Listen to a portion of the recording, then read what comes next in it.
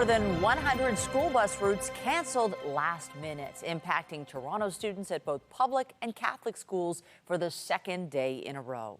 Good afternoon. On most mornings, the school run can be hectic for parents. Complicating matters today is another day of school bus cancellations.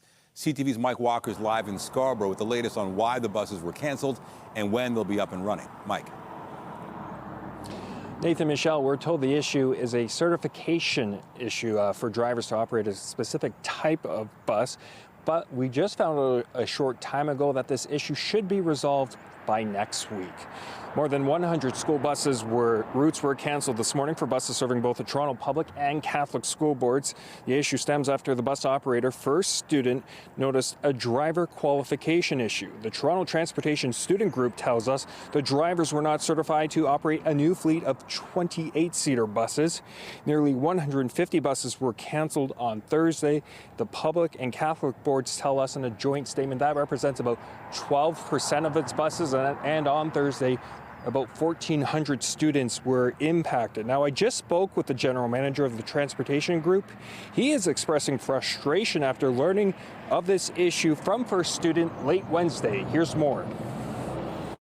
We didn't learn of the issue until late Wednesday night when First Student reached out to us, identifying that they had several drivers and vehicles that they were unable to have put drivers in effectively for Thursday morning. We identified that there was over 140 routes that would be impacted, and we simply couldn't rearrange or do any type of alternate transportation with that volume of changes. So we did have to unfortunately cancel those routes for Thursday morning. Now, the transportation group has been in constant contact with the school bus operator, First Student, and they tell us just a short time ago that the issues will be resolved over the weekend and that the affected school bus routes should all return to normal on Monday. Reporting live, I'm Mike Walker. Back to you. Thank you, Mike. Toronto fire crews battled what they're calling a stubborn 3-alarm house fire in the Beach this morning. Flames broke out around 3:40 at a home on Kippendavie Avenue near Queen Street East and Woodbine Avenue. First responders say before they were able to get to the scene, the fire had spread to an electric vehicle in front of the home and to 2 adjacent properties. Residents say they were quickly able to get outside.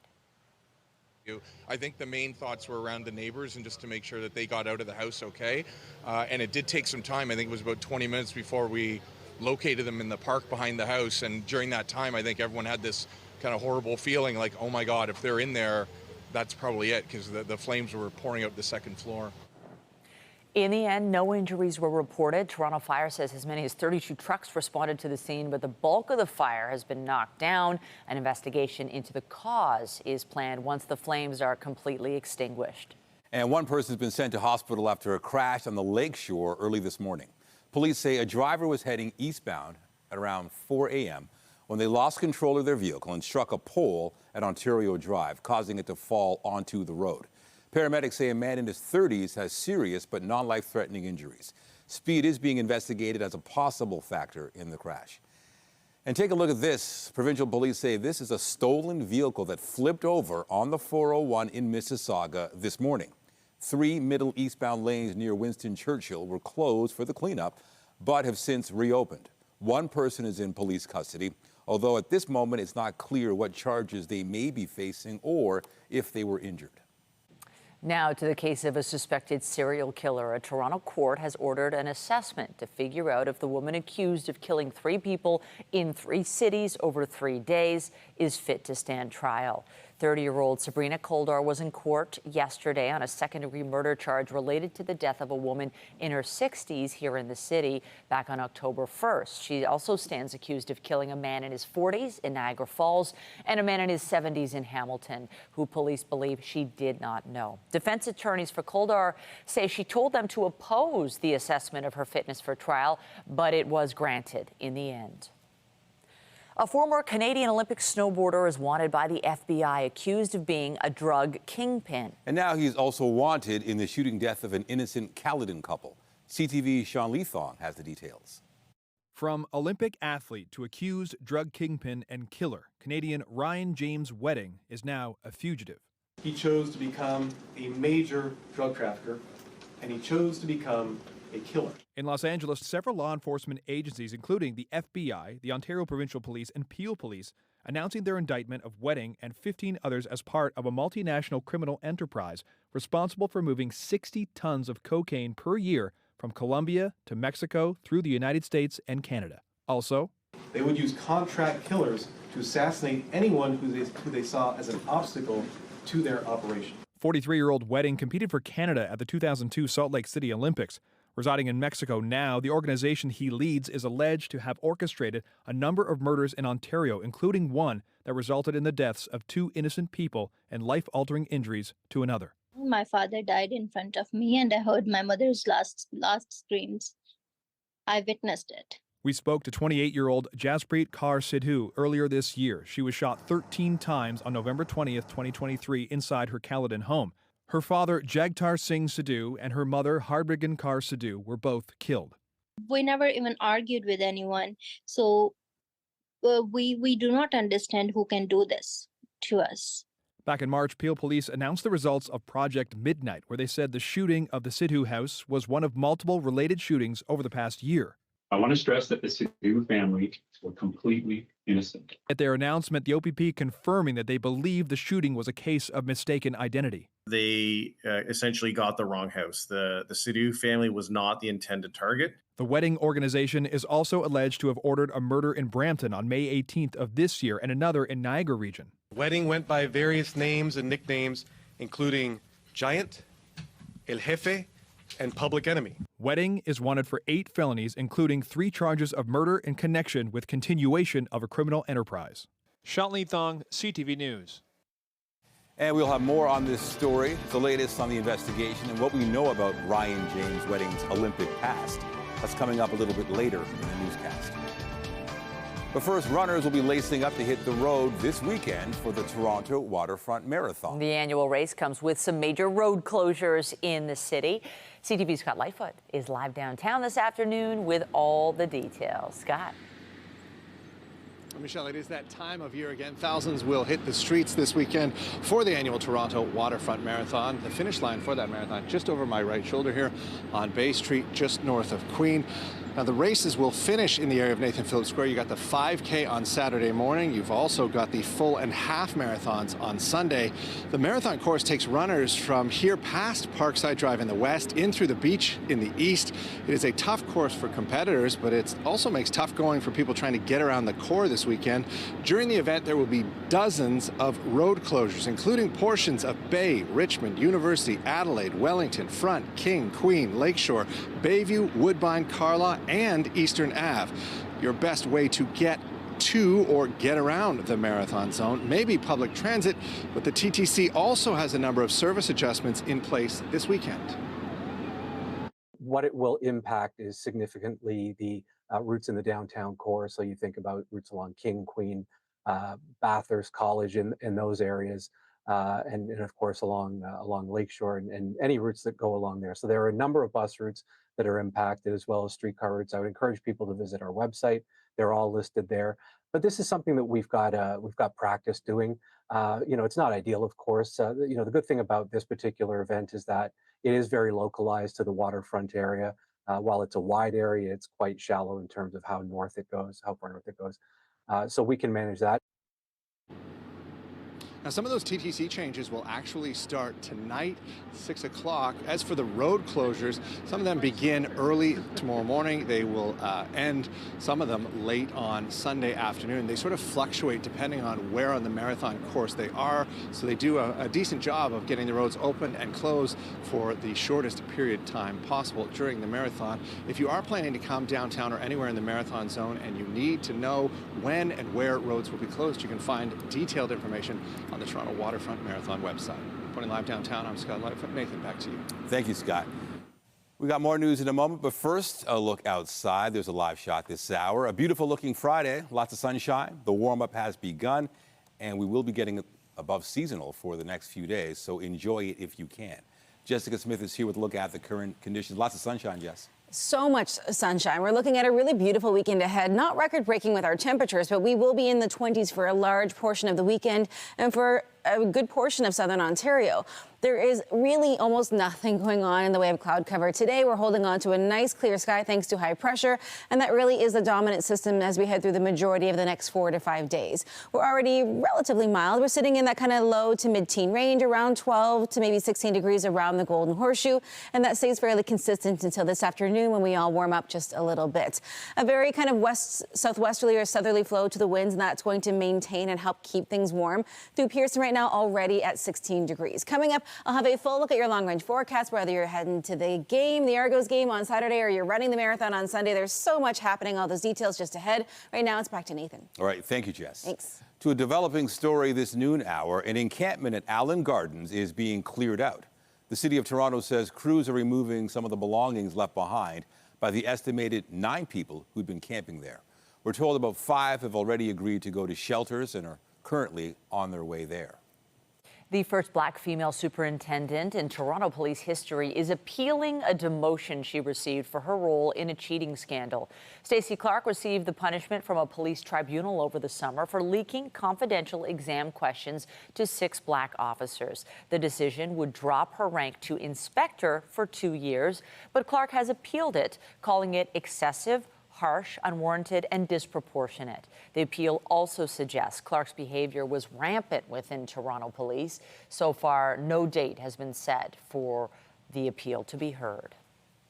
A legal victory, meantime, for a group of Ontario teens taking on the Ford government in court over its emissions targets. The Court of Appeal ruling that their case should be heard. CTV's Queen's Park Bureau Chief Siobhan Morris reports. Our win today shows that our voices and concerns matter. A victory for 7 young Ontarians who took the government to court over its emission targets. Weaker targets, they argue, put their futures at risk. It's the first case in Canada to contemplate whether a climate plan could violate someone's charter rights. This is an important day for climate justice. It's an important day for government accountability.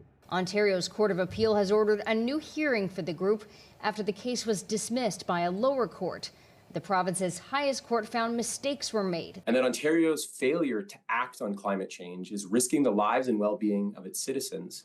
This ruling boxes Ontario in a corner. Lawyers want to get this case back into court as soon as possible. Now they have to meet us on the science and the evidence where they know they are weak, because climate change is a reality. It's something the young people involved in the case have seen in their own communities. The impacts of the refineries show up in foods and plants.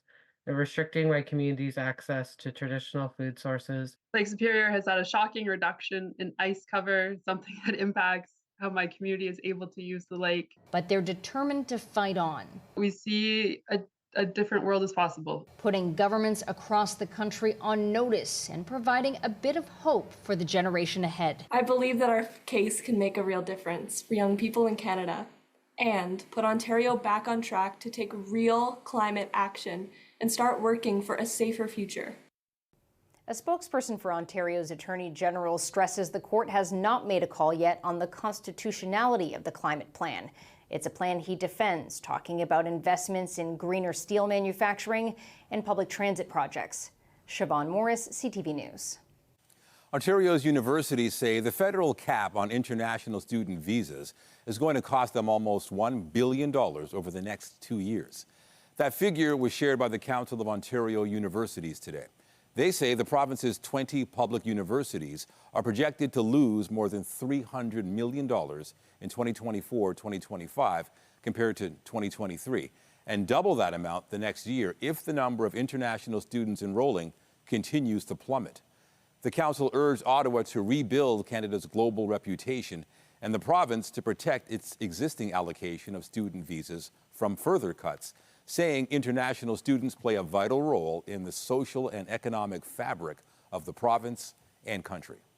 A rally was held yesterday to call for new subway trains on the TTC's Line 2. The transit advocacy group TTC Riders organized the event in Bathurst Station. It's calling on federal members of parliament to invest in TTC repairs and new trains on Line 2 by accelerating the implementation of a new transit fund. The current trains on Line 2 will reach the end of their design life in 2026. HEU Local 113, the union that represents TTC workers, also took part in the rally. We've had issues regarding funding, regarding purchasing trains, infrastructure, state of good repair. We need to change the vocabulary of everybody to know that investing in transit is not a cost. It's something that you're building up the business, building up the infrastructure to make sure that it's there, it's safe, and it's reliable. We know and understand that funding is necessary in order to keep everybody safe, not just the workers, the riders as well. And the TTC has once again updated its map of reduced speed zones, impacting travel along lines 1 and 2 of the subway. Trains are operating more slowly on 21 stretches of track, the transit agency says, and they're in need of maintenance and upgrades. Officials say they'll anticipate reducing the number of reduced speed zones significantly in the coming months. Meanwhile, a protest was also held by rideshare drivers yesterday over a new pricing scheme being used by Uber. The Rideshare Drivers Association of Ontario showed up at Pearson Airport to voice opposition to Uber's upfront fare for long rides. The practice replaces rates cards and uses AI to tell drivers what they'll make and passengers what they'll pay ahead of time. The drivers, they have concerns. They have problems. We've been paid low fares for quite some time, wages that you can't use to raise a family here in Ontario. And now Uber has gone and pushed drivers past the tipping point with a new upfront pay scheme that bleeds another 30% out of drivers' pockets when they do long rides. Uber has used this pricing system in the U.S. for about 2 years. The sale of new condominiums hit a nearly 30-year low across the GTHA last quarter. That's according to a new report from Urbanation. It says just 567 units were sold in that period, the lowest figure seen since early '95. The number of unsold units in development dropped from the record seen in the second quarter of the year, but Urbanation says that's due to a lack of new project launches. The report notes 2024 and 2025 could see a record high number of condo completions, but that figure will decline in the years that follow. OPP say the Thanksgiving long weekend was particularly tragic this year, with 11 people killed in collisions across the province. The deaths included 1 pedestrian and 3 people who were using off-road vehicles. Nearly 9,000 charges were laid throughout the OPP's long weekend enforcement campaign, including for speeding, stunt driving, impaired driving, and distracted driving. In the Middle East, hopes have been dashed for a possible path to end the fighting following the death of the leader of Hamas. The group has now confirmed Yahya Sinwar's death in combat and said that will only increase its strength and resolve. Hamas also says hostages being held in Gaza will only be released when there is an Israeli withdrawal from the territory and its prisoners are freed. Sinwar was killed by Israeli soldiers Wednesday. Israel has said the war will continue until the hostages are released. Hezbollah is also defiant, announcing what it calls the transition to a new and escalating phase in the confrontation with Israel. And Iran showed no sign that Sinwar's killing would affect its support. The Canadian government is detailing how some of the money pledged to help Ukraine's military will be spent. In Brussels, the defense minister said nearly $65 million will go toward a package that includes small arms, ammunition, and protective gear. It's part of a $500 million military funding commitment announced by Prime Minister Trudeau in July. Canada has committed $4.5 billion in military assistance to Ukraine since the Russian invasion began in 2022. Bill Blair is attending the NATO Defense Ministers Summit. Returning now to the allegations facing a former Canadian Olympic snowboarder, Ryan James' wedding is now a fugitive. He's wanted in connection with a major international drug operation and for ordering the murder of an Ontario couple. For more on this, we're joined by CTV's Scott Hurst. Scott, it's quite the story. Tell us what more we know about the investigation involving Ryan James' wedding. Michelle, really a stunning and lengthy list of charges and allegations against this former Canadian Winter Olympian, and it was a large-scale investigation involving many different law enforcement agencies in at least 4 countries, including Colombia, Mexico, Canada, and the U.S. Here is the list of charges Ryan James' wedding is facing. 2 counts: conspiracy to distribute controlled substances, conspiracy to export cocaine, leading a criminal enterprise, 3 counts of murder in connection with a criminal enterprise and attempted murder in connection with a criminal enterprise. Wedding is accused of being the ringleader of this major transnational drug operation. In terms of the drug trade, it's alleged Wedding's group moved large shipments of cocaine from Colombia through Mexico into the United States and Canada using long-haul semi-trucks. And officials say more than a ton of cocaine, firearms, dozens of rounds of ammunition, hundreds of thousands of dollars in cash, and millions in crypto were all seized as part of the investigation. Here's more from Martin Estrada, U.S. Attorney for the Central District of California.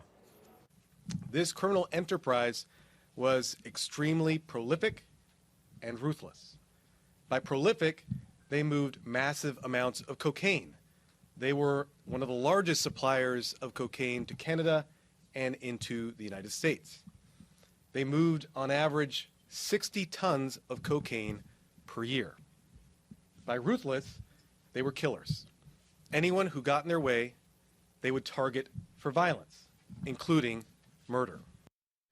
Adding to that, the organization is alleged to have orchestrated a number of murders in Ontario, including one that resulted in the deaths of 2 innocent people and life-altering injuries of a third. In November 2023, Jagtar and Harbhajan Sidhu were both killed in Caledon.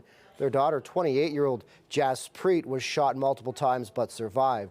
The OPP is confirming they believe the shooting was a case of mistaken identity in retaliation for stolen drug shipment that passed through Southern California. The Wedding organization is also alleged to have ordered at least 2 other murders in Ontario, Michelle. And shootings as well. Scott, Olympians are so admired. No doubt many are wondering, how does one go from being a snowboarder to a drug lord? What more can you tell us about Wedding? Quite a fall from grace from representing your country on the world stage as a snowboarder who likely traveled the world for Canada, honoring this country and wearing the maple leaf on his snowsuit, on his jerseys.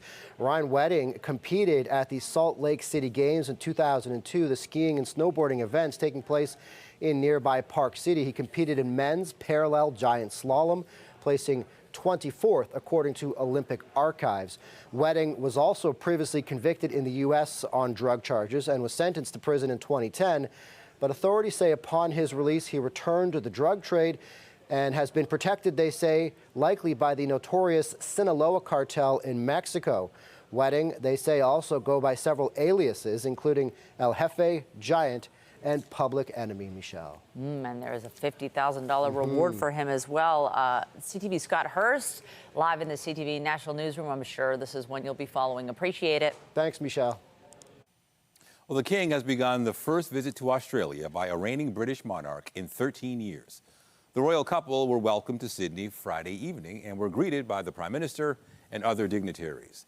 The King is making his inaugural visit as an overseas realm as sovereign.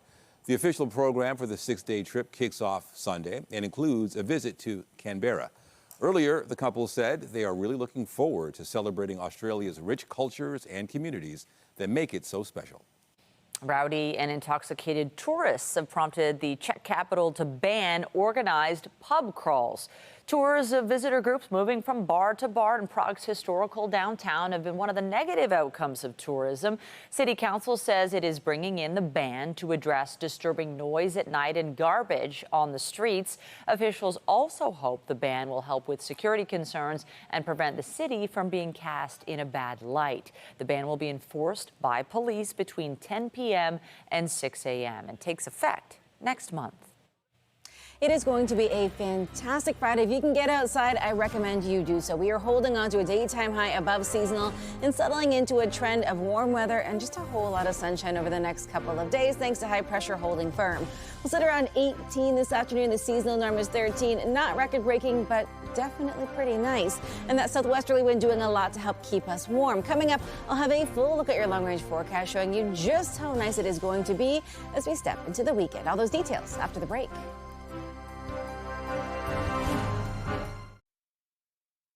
Play in the CFL. Oh, hey. We're talking about CFL anyway. And football. So there is a game this weekend. Right. And I'm going to be at the game. I don't think it's a huge surprise that I'm a massive CFL fan. I talk about football all the time, but it is one of those forecasts this weekend. If you're playing football, if you're running a marathon, pumpkin patch, Going to the patch, apple orchard, all those fall activities. You can do literally anything you want this weekend and probably wear shorts. Are you going to wear shorts? Perfect weather. I don't think I'm going to wear shorts, but I'm not brave enough. Still, I think, yeah, I mean, it's warm. It's actually in the 20s. It is not record-breaking. I think for this day in particular, we'd have to get to about 27.8. So we're not in the mid-20s, but it is still beautiful as we spend some time outside throughout the weekend. Weather is brought to you by the Presler Law Firm. Injury lawyers you don't pay unless they win. And it is gorgeous outside. You know, the DVP, we all know the DVP, but when you're stuck in traffic and you can look at a beautiful scene like this, it's not so bad, right? Maybe, sort of, I don't know. Put on good music, a podcast, who cares? It's gonna be beautiful. As we spend some time outside this weekend, we have the sunshine, we have the warmth, and we are going to stay into this zone of above seasonal weather for the next 4 to 5 days. So really, you can get out at any point and take it all in. It's gonna be fantastic. We are sitting at about 16 degrees right now, on our way up to a daytime high, kind of in that mid to upper teen range, and really right across the province, from north to south, east to west, everybody benefiting from a warmer southerly wind. Into this afternoon, we'll sit at about 18, maybe briefly 19. We're looking at 19 through Niagara, 18 in Hamilton, 16 in Kingston, 16 in Parry Sound. Everybody gets some of that warmth as we head throughout the day today. Into this evening, very seasonal around the Golden Horseshoe once again, and a very light southerly flow to the winds. As we head into the next couple of days, we are holding on to a few areas of high pressure that really park themselves over us, and they ain't going nowhere as we head over the next 4 to 5 days. We are going to keep a close eye on this system up here. There is a cold front and a little bit of rain sitting in northern Ontario right along that border with Manitoba that will eventually make its way down towards us in the way of some light passing showers. But for the most part, we're just sitting with high pressure, and that means there's absolutely nothing going on. We don't have really much in the way of cloud cover, heavy winds, and we're looking at beautiful sunshine throughout the next couple of days. So if you like the warmer fall weather, you want to get out this weekend, maybe close up the cottage or just go to the cottage, or again, apple orchard, pumpkin picking, all of those things, you can do it and then some throughout the entire weekend. We are holding on to, again, high pressure, meaning the forecast radar map works. There is just absolutely nothing going on throughout your Saturday and Sunday, and a fairly low UV index. A few light clouds make their way through Aurora, through Peterborough over the next couple of days, but really and truly, it's just super nice outside. 18 for your high today, 6 for the low. We get into the weekend, likely 19, 20 degrees for your Saturday, your Sunday, about the same. Into the evening, around 11 degrees. 23, maybe a hint of a humidex on Monday, feeling closer to the mid-20s. That overnight low, pretty warm as well. Tuesday, honestly, still really nice. It's not until Wednesday where that cold front that's sitting in northern Ontario potentially makes its way down, bringing maybe a few light scattered showers, and then we ricochet back towards seasonal into the end of next week. So over the next few days, we are sunny, we are warm, and it is a fantastic start to the weekend. I'll send things back over to Michelle and Nathan. Just can't wait. Thank you, Jess. Thanks. New research in the world of agriculture is coming out of the University of Guelph. A project is underway to help wheat farmers overcome a disease that's been threatening their harvests. CTV's Colton Weens explains. It needs a cold period to initiate flowering. It may just look like grass, but this field at the Ontario Crops Research Centre is full of winter wheat, grown by a team of University of Guelph researchers trying to create a variety of the crop that's more resistant to Fusarium head blight disease. It basically damages the grain and produces a mycotoxin that's harmful to both, livestock and humans. And since most of the wheat is going either for flour production or feed, we need to keep that mycotoxin out of the grain. Booker says the kind of higher temperatures and heavier rainfall we've been seeing are ideal conditions for the disease. So she's been crossbreeding different varieties of wheat, spraying them with the disease and testing to try to create something stronger that also provides a good yield. It's highly unlikely that there would be something that was completely resistant. It's a trait that's like quantitative in nature, so you don't get like complete resistance or complete susceptibility. You have something in between. Booker's work has led to 3 varieties of Canada Eastern's soft red winter wheat now available on the market, but they're trying to make something even stronger. So they're not any worse than the susceptible, moderately susceptible check. So that basically is a minimum standard, but we need to make further improvements, and that's why we're, still out here. So you take a picture with your phone from overhead and it the AI model will find every wheat head within the image. In order to help farmers identify a problem, master's student Riley McConaughey is working to create an app at the University of Guelph that uses images of the wheat, either taken on the ground or from a drone, and artificial intelligence to detect the disease in the crop. The next step for us is to be deploying our work in the field for producers to use so they can evaluate their fields so that they can minimize the impact of the disease once it's present. The detection app is not currently available to the public, but researchers hope to have it available soon. Colton Ween, CTV News, Centre Wellington. And still ahead on CTV News, fall. It's lovely, but it's also a difficult time of year with viral infections running rampant, especially challenging for those with asthma. We'll have more coming up in Health.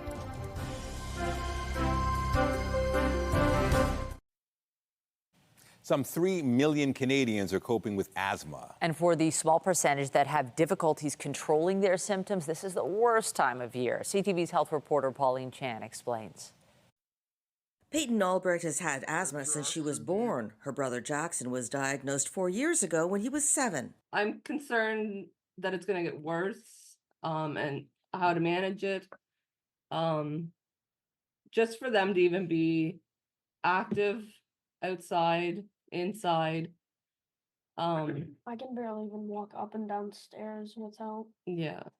The latest research from Asthma Canada shows more than 70% of Canadians with severe asthma are not able to access modern treatments, and more than 40% had to rely on 4 or more rounds of corticosteroids, which can cause long and short-term health problems. We have things like weight gain, mood change, sleep deprivation.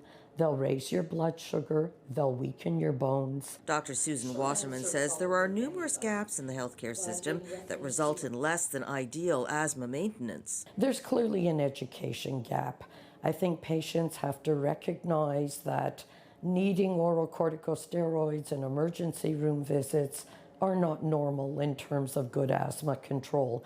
Same with the physicians that look after them. Sheila DeVries says she knows a lot about asthma because of her years with the kids, but she says it can be frustrating when emergency room staff are less well versed about the latest treatments than herself. We now have excellent inhalers, medications called biologics, which have been very useful in severe asthma. Is every physician aware of them? And do all patients have good access to them if they're indicated? Peyton is on several drugs, including the biologic Nucala. If my allergies get really bad, then I take an allergy pill, and if I'm playing soccer or something and I get out of breath, then I take my puffer. Fall is considered the worst time of year for asthma. Children are back at school. Viral infection is rampant. We have a lot of it. People are in close quarters. Plus other triggers like molds and cold air are also around. Asthma is a complex illness, and DeVries says a combination of government, families, and the healthcare system need to work together. Pauline Chan, CTV News. As we head into respiratory virus season, the province is out with its latest figures on the spread of COVID-19. Public Health Ontario looked at the week of October 6th through to the 12th. During that time, 13.4% of COVID tests came back positive, a dip from the week prior, but still considered a moderate level. 757 COVID patients were in hospital and 4 died. The figures come as the province advises higher risks and priority groups to get the updated vaccines, which are now on offer, targeting a more recent variant of COVID-19. The shots will be available to all alongside flu shots on October 28th. Sunnybrook Hospital is getting ready to open a new facility that will serve as a hub for mental health care and research. The 120,000 square foot Gary Hurwitz Brain Sciences Center is being called a first of its kind facility in Canada. It will offer support and treatment for people and families living with complex brain disorders and illnesses. It's expected to open in January. Still to come, we'll have your business headlines on the other side of the break. Stay with us. Get Toronto's top stories, breaking news alerts, and watch live. Download the CTV News app. Soaring gold miners lifted Toronto stocks to yet another record high today. Andrew Bell of B&M Bloomberg brings us the latest in business. Hello there. Here are your business headlines. Gold topped $2,700 US an ounce for the first time today, amid concerns over escalating conflict in the Middle East and a tight US election race. Investors often buy into bullion in times of turmoil in search of a stable store of value. Shares in miner Agnico Eagle jumped 4%. Barrick Gold was up 3%. And that helped to propel the Toronto Composite Index to a new high above 24,700. Shares in Apple traded in record territory north of $235 US. Sales of the newest iPhones in China have been encouraging. And that's despite fears that the phone might fare poorly in China given the absence of a local partner to power AI features. Beijing has barred foreign-developed AI models, meaning Apple may have to find a local collaborator such as Baidu. And finally, Netflix shares climbed to a record high above $760 US after the streaming company added more than 5 million customers in its latest quarter. Netflix has accumulated more than 60 million new customers since 2022, thanks to a crackdown on password sharing and the introduction of a lower price subscription with advertising. The company finished the quarter with just over 282 million subscribers. That's the latest in business. I'm Andrew Bell of BNN Bloomberg. An Ontario Catholic school board is under fire after an expensive trip to Italy by a group of trustees. The purpose of the trip was to buy tens of thousands of dollars worth of art for a new school. CTV's Adrian Gobriel has the details. This rendering of a Catholic saint and multiple other pieces of religious artwork are at the center of a $145,000 school board scandal. I've thought of it as being a needless expense. 4 trustees from a Catholic school board in Brantford, Ontario, took a trip to Italy this summer to view pieces of art bought for a new school. The trip has now caught the attention of the Ontario government as well as a Catholic teachers union. People want to know that taxpayer money is being utilized in the best way possible. The chair of the Board of Trustees has expressed regret, saying in part that each trustee, including myself, who participated in the trip, has agreed to repay all the expenses incurred to the board. Additionally, with regard to the Catholic statues we commissioned, we are exploring other non-board funding options to help offset the costs. This comes at a time when some Canadian school boards are struggling to make ends meet. One example, London, Ontario, where the Thames Valley District School Board is currently facing a $7.6 million deficit. And yet senior board staff there decided to spend $40,000 on a summer team building trip that included a stay at the hotel inside Toronto's Rogers Centre. We are stewards of public tax dollars. Speaking virtually, the interim director of education for Thames Valley says a plan is in place to pay back the expense, and some staff have been put on leave. We use public funds for public education, and we have to be so diligent in terms of maximizing educational outcomes in a fiscally responsible manner. When it comes to the Catholic Board's Italian job, Ontario's Minister of Education says she's exploring options to open an investigation. Adrian Gobriel, CTV News, Toronto. According to the Better Business Bureau, home improvement projects were considered the third riskiest scam in Canada last year. Criminals go door to door, use scare tactics, and try to get homeowners to pay up front. But we do have good news about a senior who was recently scammed. Here's Pat Foran and a wonderful update. When we met 79-year-old Patrice Stevens-Bourgeot of Scarborough earlier this month, she was devastated to be caught in a roofing scam. It's alleged these two men claimed her roof was about to cave in, ripped off the shingles, and charged her $27,000 to fix it. They're ruthless. They don't care. They do not care. Following our story, 10 different roofing companies offered to give Patrice a new roof free of charge. I'm very thankful that there's nice people in this world. Patrice decided to go with Roofing Repairs Done Right, Inc. Bradley Ellis says he wanted to help. My guys donated their time. I donated all the funds, and as a roofing supplier, Roofer's Edge, they donated the metal. The company stripped off the old shingles to replace with new ones, installed new metal edging, and even gave Patrice a new skylight. knowing that there's good people and now being able to discern between a con man and a real man. According to the Better Business Bureau, home improvement scams remain a huge problem. If they do the work, it's worse than what you originally had, or they're taking deposits and leaving. To help consumers find reputable companies, the BBB website allows you to connect with accredited businesses. You can search trades in your area to find companies that have been vetted and approved by the BBB. Consumers do know that we have done those checks on those businesses and that they are abiding by those standards of trust. When choosing a contractor, have a written contract, get 3 quotes in writing, verify contractors have a license and insurance, avoid high-pressure sales tactics, and be wary of lowball cash deals. As for Patrice, she is relieved her roof will be solid and strong to get her through this winter and many more. Pat Foran, CTV News. As One Direction fans and many others mourn Liam Payne, his former bandmates have released a message about his death on Wednesday at the age of 31. One Direction wrote on their Instagram page, "We're completely devastated by the news of Liam's passing," adding, "The memories we shared with him will be treasured forever, and we will miss him terribly." The statement was signed by Louis, Zayn, Niall, and Harry. Fans have been leaving notes and lighting candles outside a hotel in Buenos Aires, where Payne was staying when he died. An autopsy showed injuries consistent with a fall from the balcony as the search for answers continues. As Toronto continues its preparations to host the FIFA World Cup in the summer of 2026, the city is putting out the call for some artistic talent to contribute. Officials are looking for artists to design the official FIFA World Cup 26 host city poster.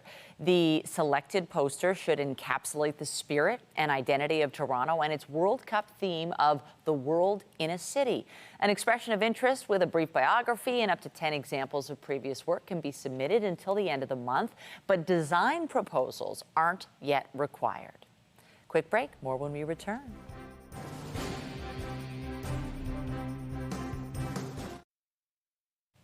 Habitat for Humanity is known for helping the dream of homeownership become a reality. It's now embarking on a new campaign calling on people to support their vision.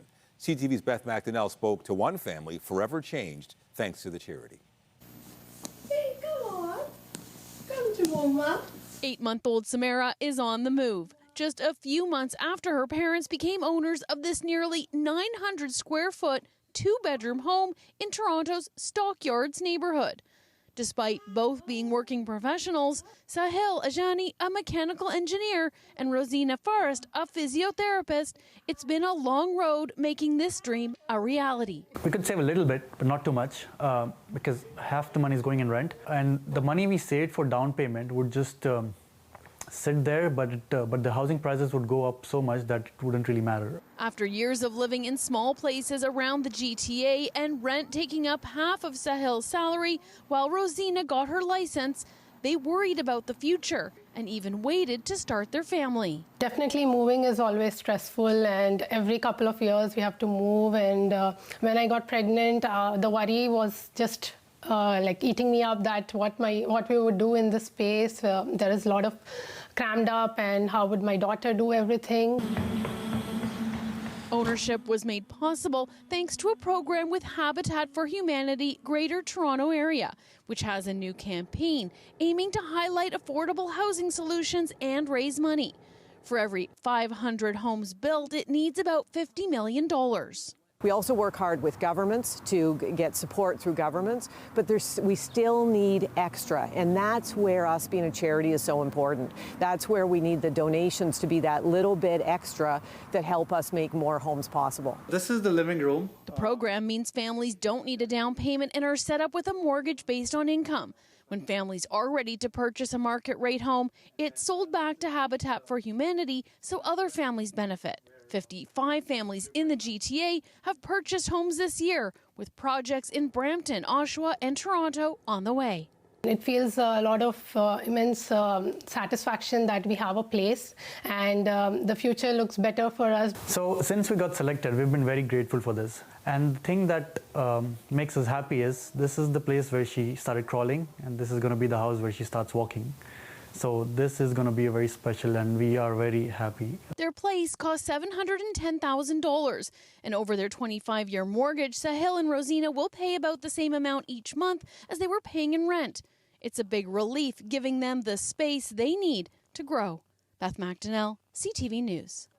Oh, so wonderful. Bright future for that family ahead. Let's talk about what's ahead weather-wise, and there's just a lot of sun, days of it. Honestly, if you want to do anything outside this weekend, this is the one to do it. We do eventually return to more seasonal weather, but we really do have a stretch of sunny, warm days with really light wind, low UV indexes, and it's just great for enjoying all the fall activities before the weather returns to a cooler kind of side of the scale. But for now, it is clear out there. There's really not much going on in the way of any cloud cover. We're in that mid-teen range, on our way up to a daytime high, around 18, maybe 20 degrees across a good portion of the GTA. If you're maybe taking off early to head up to a cottage, to close it up, to open it up, maybe it's year-round, maybe you want to spend some time outside, it is a beautiful weekend to get out of the city or to stay local. I'll send things back to you guys. All right, thank you, Jess. And that is CTV News at noon. Remember, you can get Toronto's breaking news all day long on CP24 and at our website, ctvnewstoronto.ca. For Jessica Smith and the whole team here, have a pleasant afternoon. I'm Michelle Dubé. And I'm Nathan Downer. Be sure to join us later for CTV News at 5 and 6.